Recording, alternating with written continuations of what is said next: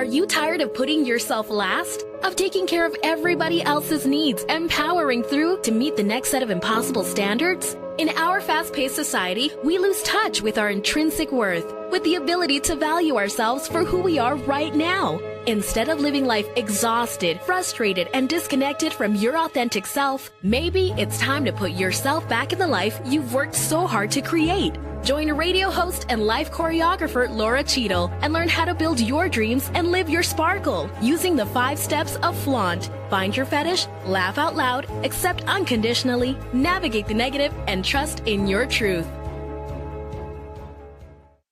Hello, welcome to Flaunt, Build Your Dreams and Live Your Sparkle. I'm Lora Cheadle, and I have got 2 guests for today's show that really personify building your dreams and living your sparkle. I have got this amazing mother-son team who write and publish books.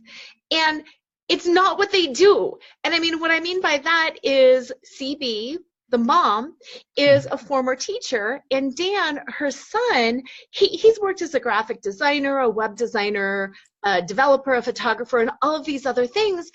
And they just came together and they started doing this writing and publishing thing because it was their passion to do it. And oh my gosh, I was so excited when I met them because this is exactly what I want for you, my listeners, is to have the courage and the bravery to dive in and do whatever it is you need to do to build your dreams and live your sparkle. So with that, I would like to bring CB and Dan onto my show. Welcome to the show, you guys. Hey, thanks for having us. You're welcome. Thank you for being here. Okay, I was really curious about what motivated you two to just go out and do something so kind of wild and crazy and out of the blue. Tell us your story, please. Okay, I will start. CB was just about to talk, but I'm cutting her off, which I frequently do. Well, so I'll tell you. So I had always known CB was writing these books, and I had moved to New York City, and I was going, just finished graphic design school up there, and CB had lined up a publisher, a traditional publisher, like a small press, and unfortunately the lady had gotten some really, had received some really devastating health news and had to close the business before CB's books ever made it to print. And so I was speaking with her on the phone, and I said, "Hey CB, let me hear your book." And CB said, "She was accustomed to coming here. She was an assassin embroiled in a sultry web of blackmail and deceit. The risks were burgeoning, jeopardizing her life, her career, her very soul, if she still had one." And I couldn't believe it. She sounded like Don LaFontaine. No, I didn't. Well, no, but in all honesty, like the first 2 sentences just completely blew me away. From there, she read the whole first paragraph, the first page, the first chapter. You know, over the next day or 2, we read the whole book. And before you know it, we were comparing notes and talking about where it could go. And CB was telling me all of the plot points. And I said, "You're never going to get that done in one book." So now we were talking about a trilogy. And you know, this is 2008, 2009, and we're talking Kindle version 1, and the iPad was not even out yet. So right. I remember thinking, okay, $400 for a Kindle, but you can read books on it. That's pretty cool. And then Apple announced the iPad version 1, and you could read books on that. So we're like, okay, cool. I'm a graphic designer. How do we get the books on there? And from there, we just started. And then tell them about recording the audiobook, CB. Well, actually, Dan is the motivating force behind all these things. I got the idea for the first book in a dream the night before I went into my very first classroom. So I saw the first and last lines written on a legal pad in my own handwriting. And first line, "She was accustomed to coming here. She was an assassin." And then I went down all the blank lines to the bottom line, and it said, "And she fell into the arms of God." And I woke up and I thought, what in the world is that? And then it dawned on me, oh my gosh, this is supposed to be a book. So I was working on it the whole time, the 29 plus years that I was teaching. and also working on my master's degree in there. And so it took a long time to get it written, especially when I revised it 14 times. Uh-huh. Yeah. Well, I mean, trying to make it fit within the parameters of that first and last line gave me a bit of a challenge. Right. Yeah. It's like an assignment. Yeah. So I got that done, but that's really how it started, was that I did the book, and then Dan decided he liked the content, and he's the motivator, who said, oh, this is going to be a trilogy.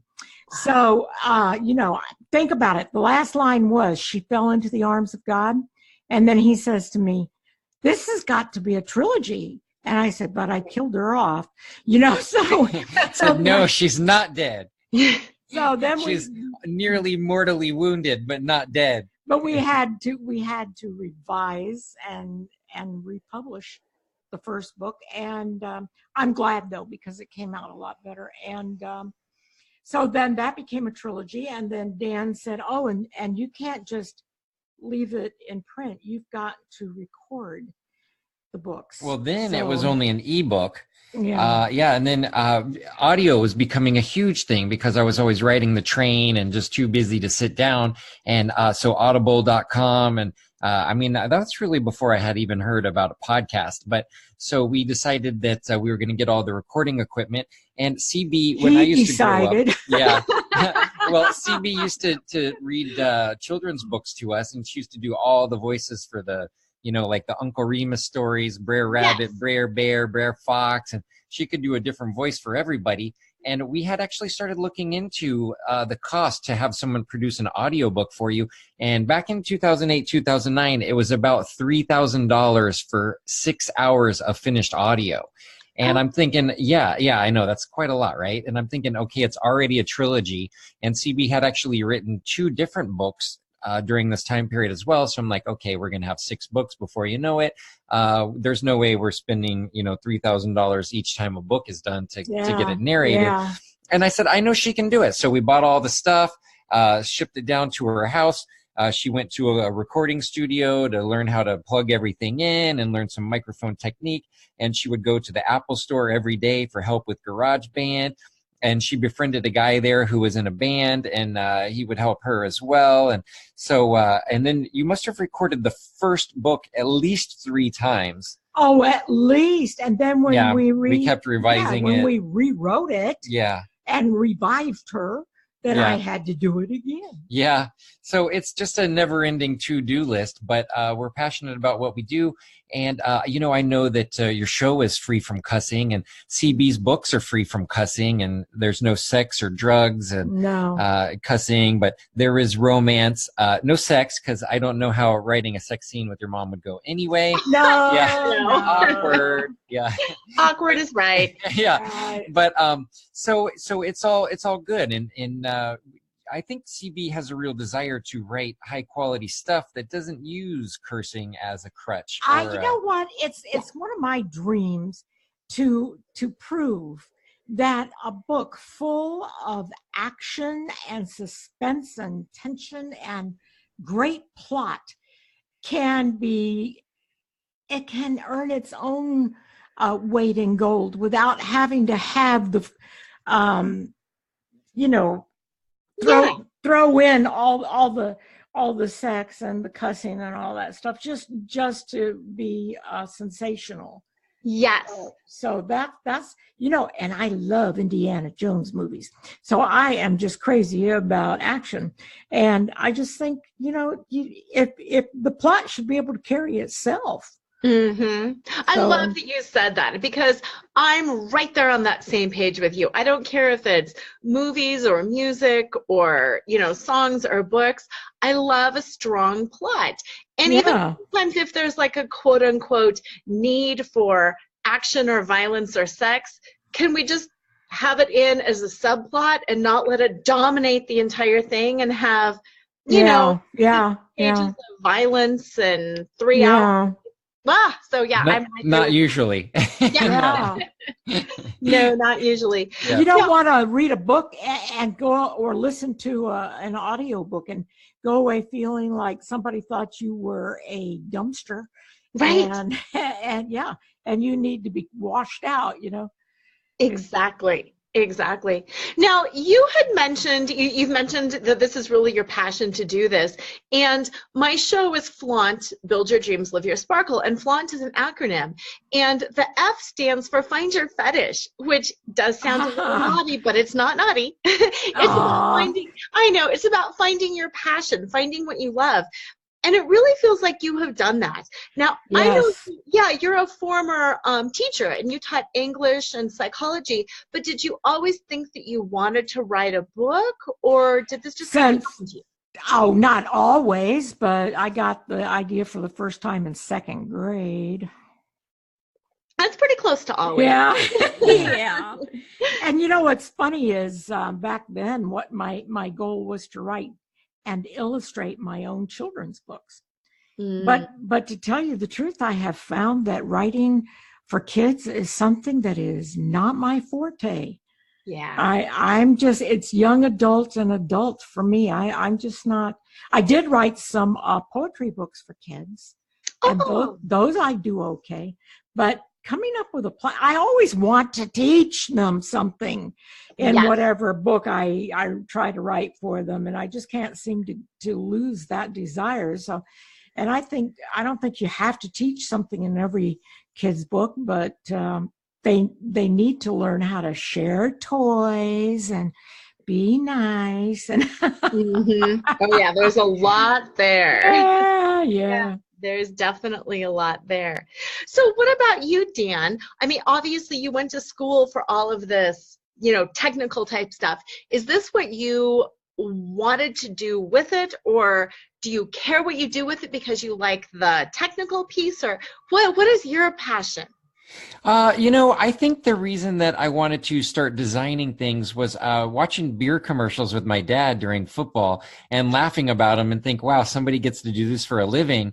And so that's kind of initially what had drawn me to New York, and I guess a degree or to pursue a degree in design and marketing. And, so I always wanted to figure out how to make things look good. And so these have been side hustles for more than 10 years for CB and myself. And it's just kind of been let's figure out what we need to do and do it. I guess I'm into doing just about anything in a creative capacity that's learnable. I mean, now I've gotten into a little bit of video editing. We're actually producing an audio drama podcast. So that first book, which is called Consuming Fire, an Alexis Sylvan novel, it's about a female fashion designer who gets blackmailed into being an assassin. She was actually training for the Olympics for a sharpshooter spot with her dad. And then tragedy happens, and she flees to France, and she assumes a new identity, and somebody knows a lot about her, and so they start blackmailing her into doing their dirty work.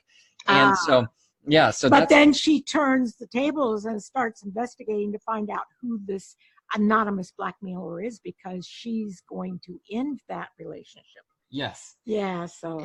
And Nice. So we're producing a audio drama podcast. It's called Fashion Assassin Podcast.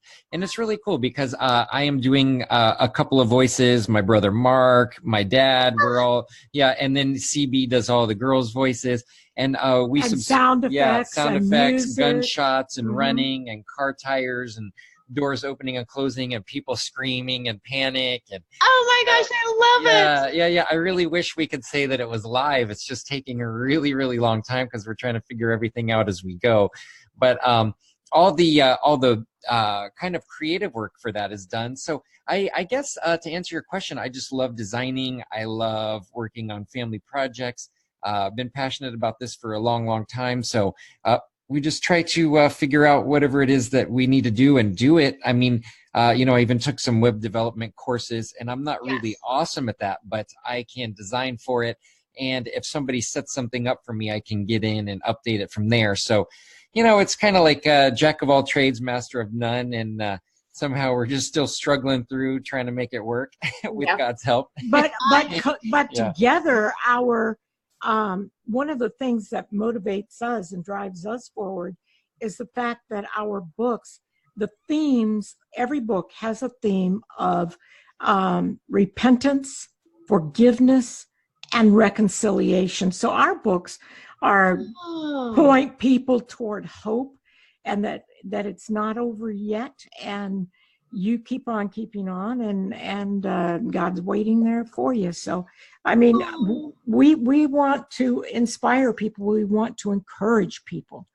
I like that. It's more than just, oh yeah, great plot and this is fun. It's you know, you're just talking about teaching kids. You're basically teaching adults that, hey, this is what it's all about, and you can learn these things. So yes, exactly. And life is hard, but hey, that doesn't mean that you can't go back or that you can't fix anything. Yeah, and I love that CB's books all center around a strong heroine.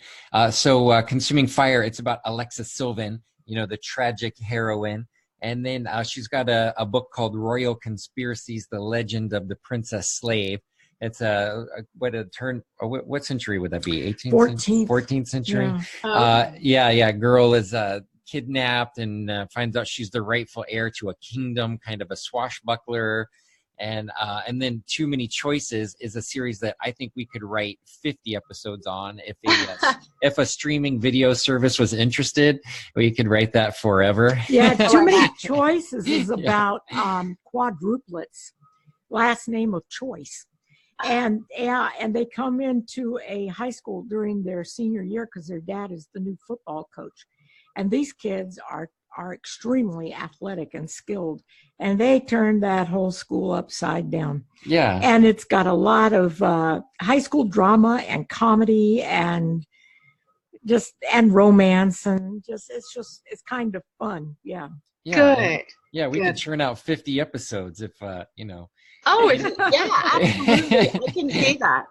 So here's my question for you guys, because you've mentioned a couple times that you're figuring some things out as you go, that, you know, you've got some amazing skills but your passion is around the creativity and creating, and you're working together, and you're a mother-son team, and you're figuring things out as they go, and you're having to rewrite, and I know creativity is wonderful, but it can also be stressful. And family is amazing, but it can also be stressful. The second step of flaunt for my 5-step is L, laugh out loud. And I just want to hear how you guys maintain the laughter and maintain the love and maintain the connection when you're stressed and when you're trying to figure out a whole bunch of stuff, and when you record something and then realize, well, there went 14 hours that are worthless now. How do you yeah, that's the big challenge. Yeah. And also, I mean, it's not just that, it's also kind of just knowing direction, like what you should be working on at the next moment. You know, are you going the right way? Is this good enough, or do I need to keep pushing? You know, and what project should I be working on next? And then advertising dollars, you know, how are we going to compete with big companies? How are we going to get in front of people? I mean, it's trying to figure out how to laugh is that's probably the struggle. But getting through on a daily basis, we have to practice what we preach. If our themes are repentance, forgiveness, and reconciliation, that's what we practice on a regular basis here, and keep the communication open, and be able to say to each other, hey, I didn't really like the way that you did that, or I like this, but I need more help with it, or whatever. I mean, we just have to be able to cooperate. We're partners, and we have to act that way. Yes. Yeah, and I think that really the only way to laugh is through God and through those little moments of success. You have to celebrate everything. Doing a show like this is a great success. And, you know, it's interesting, in the last 6 months, we've had the opportunity to do probably 40 interviews, and a couple of them TV. And, you know, although, you know, we're still hoping to move the needle with book sales, but we're also doing it because we feel passionate and purposeful about it. And so, you know, anytime we hear like a note that somebody liked it, or it helped them, or are able to connect with people, that's you have to measure those successes. It's one of the hardest things that you could ever want to do. Less than 1% of people ever get a book deal. And that's for a reason, because it requires tremendous resources and money. And so it has to be a burning desire that's not going to go out, or you'll just give up before you even get started. Yeah, So, we have, like Dan likes to say, we have skin invested in this enterprise, and that's what keeps us doing it. Yeah, honestly, I don't know if I would even want to tackle this for somebody else, even if somebody wanted to pay, some money. It's just so much work that it has to be, you need some skin in the game, and you have to feel like it's worthwhile, of your time, because it's a lot of time. And that brings up the fact that at CB as in boy, Hoffmann, HOFFMANN.com/how-to. People can go there and they can download our free, is that download or upload? Download. Okay, download our free guides and tips on writing and getting a copyright. And yeah, unfortunately, I've only completed one of them, and I want to design a better looking cover for it. But we have one up. It's just bullet points. And it's just a lot of stuff that we've learned the hard way, like getting a copyright before you share it with anybody, even like a cover designer, and so we also want to produce some on how to take better photos, how to take better videos, how to create a book cover. Yeah. How to do a podcast. We want to. Well, actually, we've got a few of those done, but we just have to find the time to upload them to the website so people can access them. If you connect with us on there, I'll let you know when they're up in a year and a half, 2 years. Oh, it's not going to be that long. It's not going to be that long. Hold on just a minute. It's Cheadle. I need to choke him. Dad, help. You're the assassin. Really, it's an autobiography. Yeah. You know what? That's actually something funny, like that you mentioned it. I was saying we could notebook everybody, like come out with like a whole nother series, and like it was actually CB all along that was the main character. Well, I'll tell you the truth. I am. But don't tell anyone. Okay, look. There's a lot of things about her character and experiences that are very similar to me. And the more I started reading it, and for audible.com and everything, I started realizing, oh my gosh, there are similarities here. And here's another secret. There are always two main male characters. Even though a woman is the main hero in the book, there are always two strong supporting male characters. And in the trilogy of Alexa Sylvan, Dan is Daniel Gother in the book, and his younger brother Mark is Mark Truman. Nice. And his dad John is John Meredith, the police chief. And so my family is written into those books. I love that. And I think that makes it really strong. And I congratulate you on having the self-awareness of what part of Alexa is you, and because sometimes people don't self-reflect that much. And I just like that you said that. That's yeah. I really wanted to be a fashion designer. So that's how she wound up being a fashion designer. See, that totally makes sense. And also looping back to what you were talking about, that you've got tips on your website and there's more that you want to do.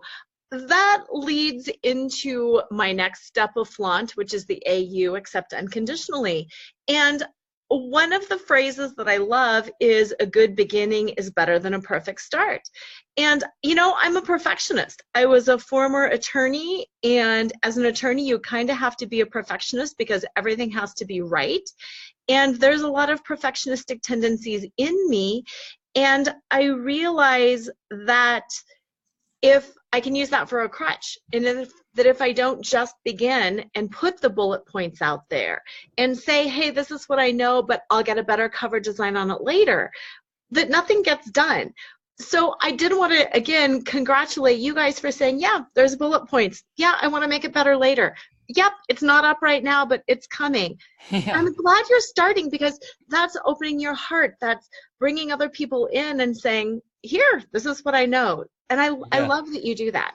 Thanks. It's been like that for 10 years, so I guess we're just comfortable with being a work in progress. Hey, yes, but we have done steps in each one of our goals over Mhm. the years. We've been. It's not just I want to do someday. Yeah, there's our to-do list is always 5 pages long. Even as we're checking things off, we add 2 things. So, Yes. yeah. Yeah. But he's the main reason for that. Well, I mean, we have to do everything, and a lot of marketing and social media is going to like take up a major portion of it. I mean, we didn't even know we wanted to do an audio drama podcast until maybe 2.5 months ago. Yeah, somebody suggested it, and we thought, oh wow, that sounds great. Yeah, and you're right. Technology changes too. Before we didn't have audiobooks, people would have been like, "What? Audio? What?" Yeah, exactly. They're majorly on the rise though. And think about this, like Alexa, coming into everyone's house, and now you can just say, "Hey Siri," and she's probably gonna chime up here. But for the record, our Alexa was named 10 years before Amazon's Alexa. Yes. But someday I would love to say, "Hey Alexa, play Alexa." More than 10 years, 30 years ago. Yeah, that's true. That's true. Yeah. Right. Yeah. And again, just that story with you, CB, saying, it took you so long to write a book. Me too. I've got a traditionally published book coming out, and it took me 10 years to write. Congratulations. Thank you. I'm really excited. You're one of the 1%. Right. Yeah, I love it. Thank you. But yeah, people don't realize sometimes, my show is on building your dreams and living your sparkle. And there's a lot of that faith-based perseverance that we don't just say, I'm going to write a trilogy and then pump out a trilogy in a month. And it moves into my next step, which is the N of flaunt, which is navigate the negative. And it's not even necessarily that it's negative, but it's just that you had a family, you had a job, you had ideas that were in progress. Then you got it done, and Dan's like, hey, we need to rework this, and you redo it. It's growth, it's transition, and you're not bad or negative for taking so long to write a book. I'm not slow because it took me 10 years to write a book. It's how it develops, and that's life. That's right. Right. Yeah. Right. Yeah. What's your book about? Oh, I'm so excited. My book is called Flaunt, Drop Your Cover and Reveal Your Smart, Sexy, Spiritual Self. What does the cover look like? Oh, it's gorgeous. I'm thrilled with the cover design. It's my 3 colors, the gold, the hot pink, and the teal, and it's got sparkles all around it. It's the drop your cover. I was like just kind of curious. Yeah, exactly. No, because it's more about revealing yourself authentically, and whatever your heart says to do, we need to do it. Our desires are, whatever is inside of us was put there by God, by the universe, by whoever, and we spend so much of our life covering up and hiding who we are and what we want to do. And that's what I love about what you guys have done. You're not limited by, oh, I can't do this. Oh, I shouldn't do this. If that desire to write this book is in there, it was put in there for a reason. And how you talk about repentance, reconciliation, forgiveness being the themes, these are themes that need to come out. So that's what that drop your cover is about. It's about quit hiding, quit saying, I can't, I shouldn't, it's not right. I don't want to offend people by being smart, by being sexy, or by being spiritual. Here's me. Here's my message. Take it. That's cool. Yeah. I know this is a little empowering. bit off topic, but I think one of the most harmful things that we can do is to live in the past and not let go of it and not forgive it. That's part of what my books are about. Yes. If you don't forgive it and you don't get past it, then every time you remember it, you relive it. And every time you relive it, it hurts you and it causes all kinds of festering inside of you. And you know what? You're not hurting the person that you're mad at. You're hurting yourself. Mm-hmm. Absolutely.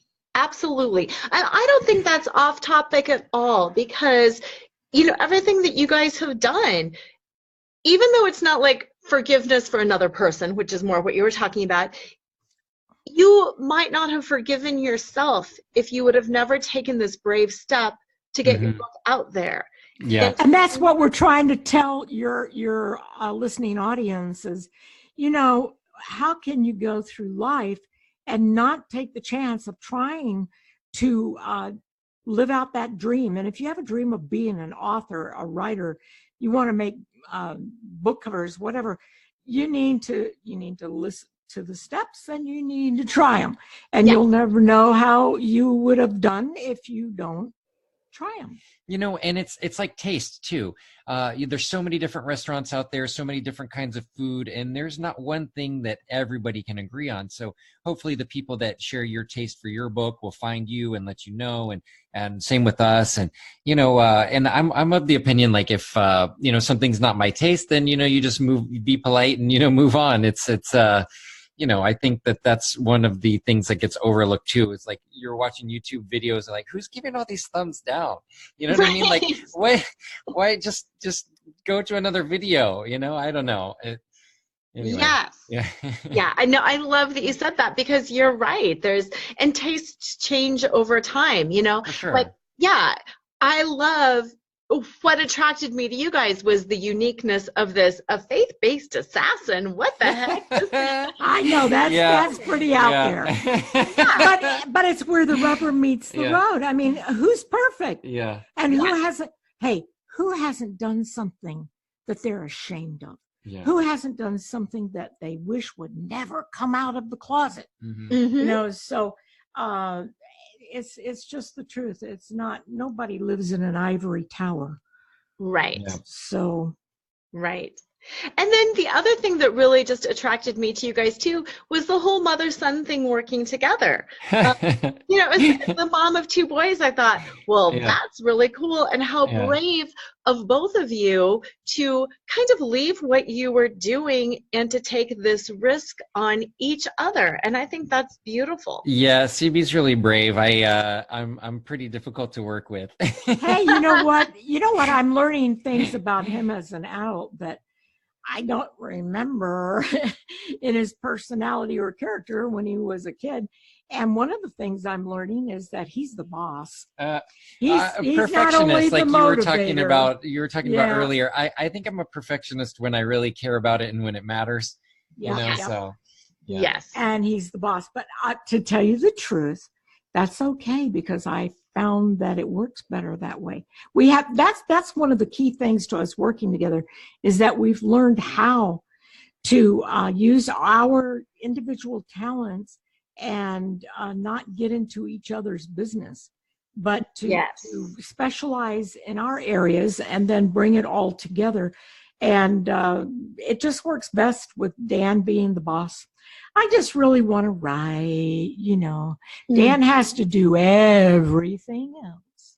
Exactly. Well, CB, it's also that she wants people to read her books. So just writing them and putting them up on Kindle on the Amazon store that's one thing. And then getting the message out is a whole nother thing. Absolutely. But I do like to do the recordings for Audible. And I like to do the track mastering for our audio drama podcast. I'm finding a lot of things that I like. Whole new career. Yeah. And I suppose that's the hard thing of any, business, family business or creative venture, or, I've heard so many athletes say, oh, I just want to play football. It's the business part that is the hard part, the dealing with the agents and the contracts and getting traded. And, same with us, we just want to create some stuff. I just want to sit around and brainstorm on, what every one of these characters could be doing, and, imagine some plot points and then have CB write it and, design book covers. But, that's just, it's not going to get the word out. So, but I have another question for you. Your book that's coming out soon, that's not really fiction, is it? Is it? No, it is more prescriptive self-help. I interweave my journey with some of my clients' journeys and with the 5 steps of flaunt, and how that has helped the people that I work with, as well as how it helped me. Cool. Oh, that's great. Yeah. So what we're doing, the do-it-yourself, publishing and trying to help people find their way to do that too is Yes. very much like what you're doing. Absolutely. Yeah, absolutely. All right. Yeah. And what I really like about the whole do-it-yourself thing, and kind of what I want to dive into next with you guys, is, like you mentioned, less than 1% of people get this book contract. And for a lot of people who want to write, they just think, nope, too hard, not going to be me, nope, nope, nope, nope, nope. And do-it-yourself is an option. Self-publishing is an option. Whether it's doing what you guys did or working with somebody else, it's still an option. And I like how you distinguished between writing the book and having somebody read it. Because sometimes I think all people want to do is write the book. They don't care if somebody reads it. It's out of their soul, and maybe their family can read it. But for other people, they want that bigger reach. Like with you guys, you've got some important themes here: the repentance, the forgiveness, the reconciliation. These are important themes, and you do want people to read it, and you can do it yourself, kind of in your own divine timing. And Yeah, that's for important. sure. Right. And I like that divine timing Yeah. comment, because that's one of the things that frustrates us the most, is that we want to see things happen now, and that's not necessarily God's timing. Yeah. And we have to learn to wait upon the Lord. And quite frankly, I am not the world's most patient person. Yeah, nobody is. Yeah, Yeah. especially nowadays. But, I am always inspired by stories you hear of these guys that are like selling CDs out of the back of their trunk, or people that move to Hollywood with $200 and a broken down car, and and just never gave up. And then, they are, a story that you're hearing about. So, whatever happens with this will be cool. And we're just going to keep doing our thing. And, if that inspires anybody, and then that's cool. And you know what? I would liken us to a couple of race horses that are in the gate waiting for the race to start, and just chomping at the bit, waiting and waiting, and feeling all this energy building up inside, and stomping on the ground and snorting and looking around, and nothing's happening. Right. Right. Oh, well. Yeah. So what do you suggest for listeners who are starting to, stoke the embers here and are starting to think, yeah, maybe I can do this. Maybe I should. What do you suggest for them on turning their dreams into do-it-yourself projects or into reality? Or what's your advice for them? Ooh, a tough question. Go ahead, CB. I would say stop thinking about it and wondering, and start trying. You know how Nike says, just do it? Mm-hmm. And I'd say, just do it. You know what? You're not any worse a writer. Do you know how many people, do you have the statistic, Dan, for how many ebooks are out there? A gazillion billion. Yeah, the point is, do you think you're a worse writer than anyone? Well, you don't even know, because you haven't even tried. I think you might surprise yourself. And I would say do it, because if that's your passion, it's not going to go away, No. So you might as well get on it. And do not give up, and do not get discouraged, and just keep on keeping on. I like And, I think start with little chunks. They say, what's the best way to eat an elephant? And you say one bite at a time. So just figure out what you need to do and go from there. So I think first would be the book, right?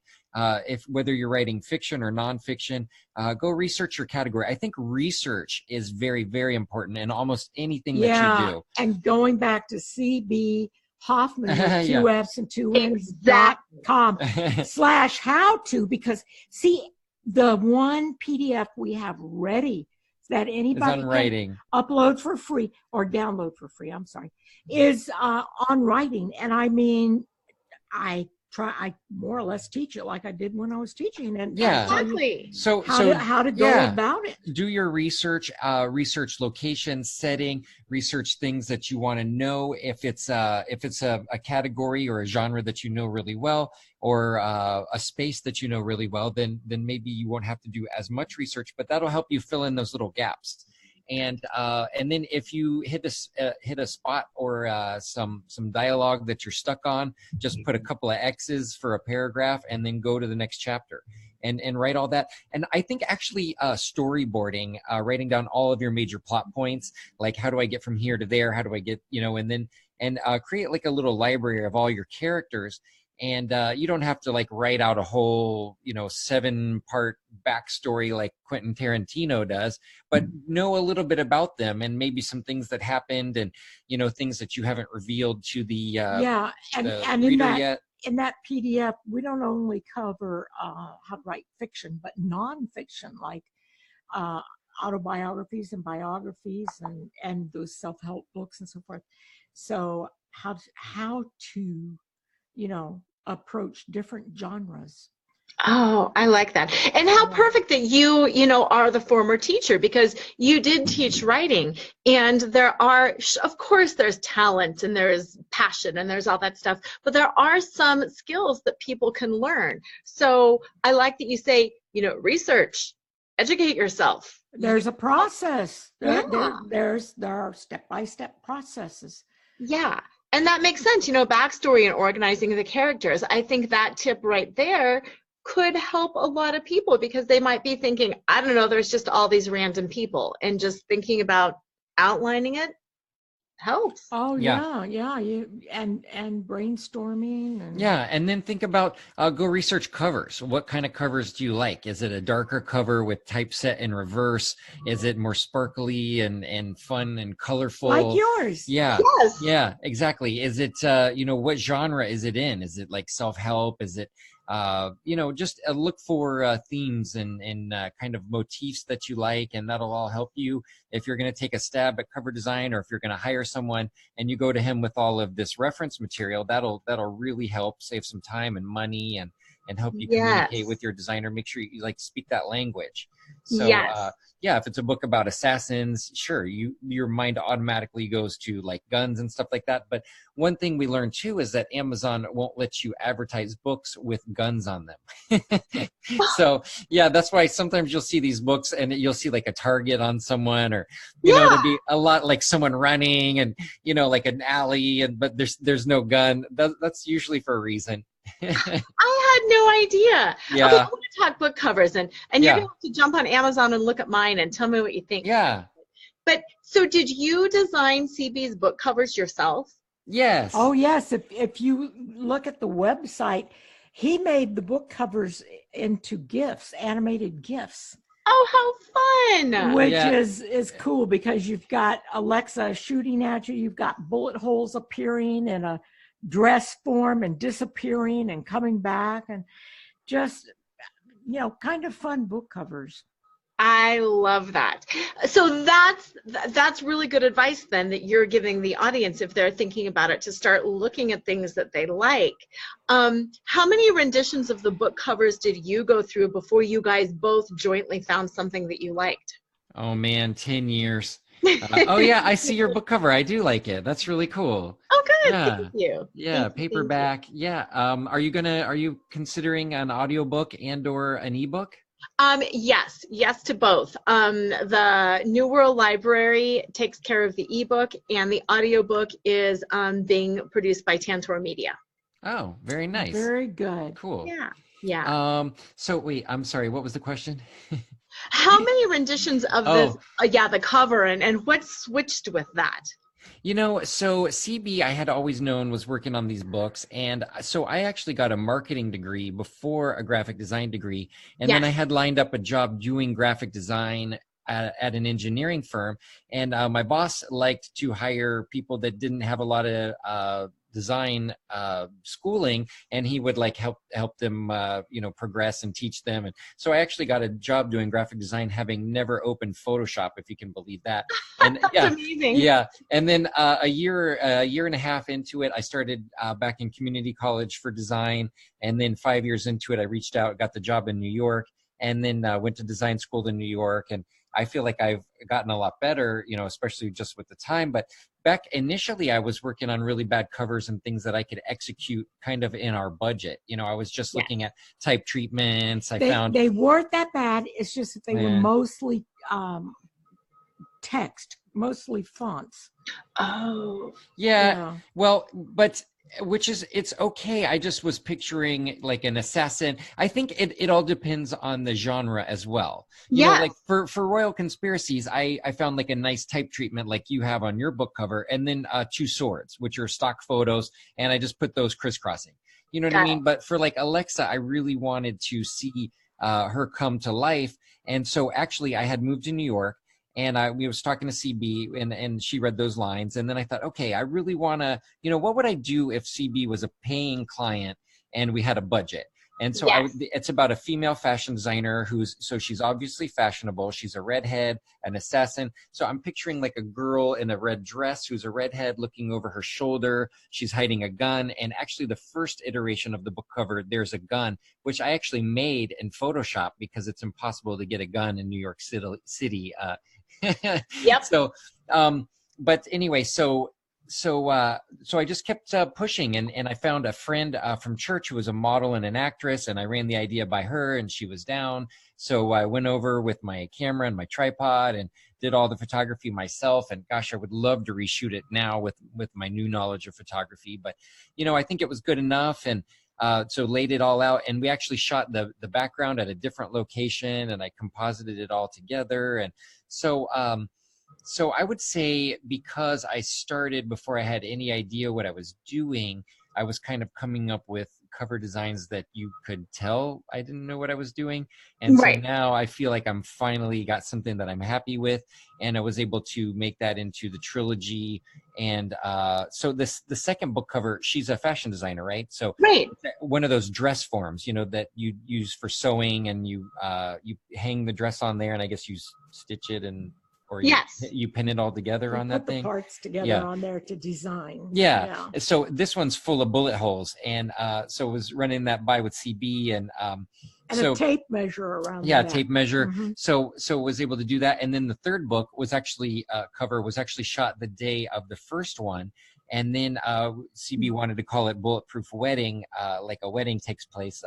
Don't want to spoil anything, but anyway, so then we kind of had to, so I had to find a dress, a stock photography of a dress that fit what was going on, and then, you know, move that in place and cover up the original dress. So, you know, it's just been a real long learning curve, and you know, I think I've learned a lot, and I'm a lot more comfortable with it now. I don't mind showing them to people. I'm actually proud of it. So, and you know, we keep tweaking it here and there. And what's cool is if you do tweak it and it's an ebook, you can just submit the new cover to you know, the online powers that be, iTunes, Amazon, and Barnes and Noble, and then in 24 hours the new book cover's live. So I like that. Yeah, you're like, oh, I gotta fix that.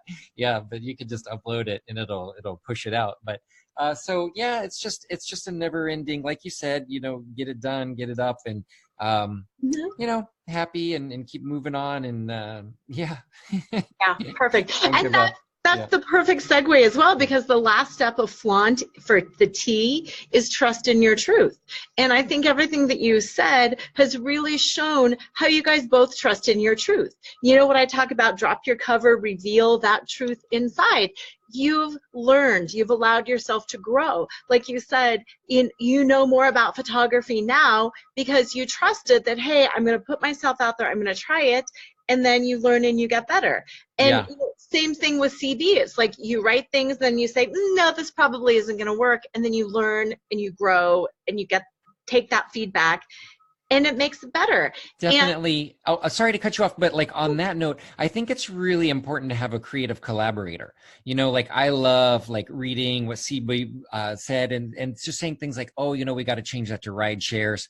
You know, only tourists are hailing taxis. But you know, I think it's cool you got to have those people, those confidants that you can run ideas past. And, you know, we've also grown in our collaboration. Like initially when she's reading the book and stuff like that, like I don't even know if she wants my feedback, right?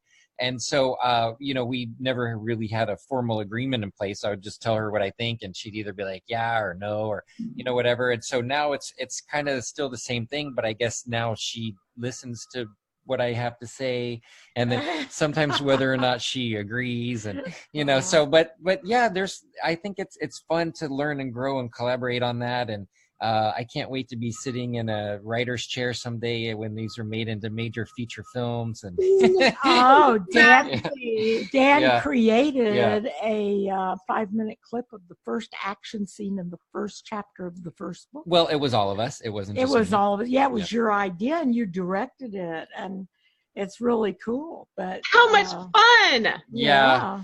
And I had a friend who was involved with law enforcement. He comes in a uniform and with his gun drawn and a flashlight in a dark church. He and he's scared like, the bejeebers Yeah. out of me. Yeah. I'll tell you. And that one, my wife is actually playing Alexa. She's ducking behind pews, and she's got one of my buddy's guns drawn, and it was fun. And then one scene, she's laying down on the floor in the dark behind some pews, and I'm laying down on the floor with the camera right in her face. I mean, we had one camera. I mean, our crew was like 6 people. We had an hour to film it in this church, and it took us an hour and a half.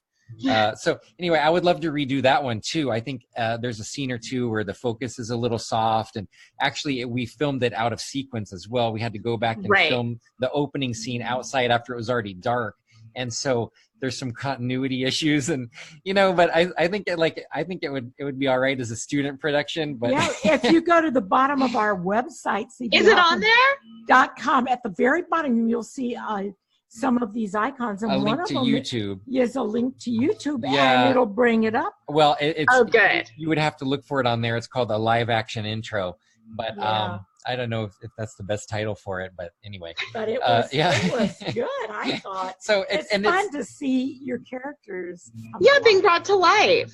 yeah. Yeah. So, yeah, we just we're having fun and just keep doing it and moving on. And what's next? Exactly. It will all unfold. Yeah. Well, thank you so much, because that's just such a beautiful story, such beautiful expression of trusting your truth and trusting each other and listening to that still small voice inside and doing what you love and finding that creative collaborator. And I just honor you guys both so much for doing this. Thank you. Thank you. Well, we want to say one more time, congratulations on the congrats. book. Yeah, that's you. great. Thank you so Awesome. much. Do you have any follow-ups planned for that? I'm going to be on tour for a while on this book, and on tour I'm writing my second and my third, which have already been outlined. Nice. So is that now your full-time gig? Or are you still Yes. Yeah? Wow, Yes. Congratulations. That's That's excellent. wonderful. Yeah. So- Are you coming to the South anytime? I don't have anything well, you're in Florida, right? Yes. Yes, I'm actually doing some stuff either in November or January, because I've got a little beach home in Florida. So Hey, that's Oh, cool. nice. Yeah. We'll Yeah. have to connect. I would We'll come love- crash your event. yes, I would love that. I will definitely. cool. I'm actually going to write that down, because Yeah. Yes. yeah, And I'm- also write down to bring your sunscreen. yes, that is important. Well, thanks for having us. This is a pleasure. You are welcome. Thank you. And listeners, please take some of their words of wisdom and some of their journey to heart. If there's anything inside you that wants to come out, be brave and just let it get out there. It doesn't matter if it's perfect. It doesn't matter if it's complete. It doesn't matter if it takes you 28 years or if you have to rewrite it and revamp it 400 different times. Just start, because life is all about building your dreams and living your sparkle. So just like CB and Dan, please trust in your truth, put yourself out there, and as usual, don't forget to flaunt. Tune in next time to Flaunt. Build your dreams, live your sparkle with radio host Lora Cheadle every Wednesday at 7 a.m. and 7 p.m. Eastern Time on syndicated Dream Vision 7 radio network. Come release self-judgment, reveal your naked self-worth, and re-choreograph a life filled with joy. Flaunt. Find your fetish, laugh out loud, accept unconditionally, navigate the negative, and trust in your truth. Find out more at LoraCheadle.com. That's LoraCheadle.com.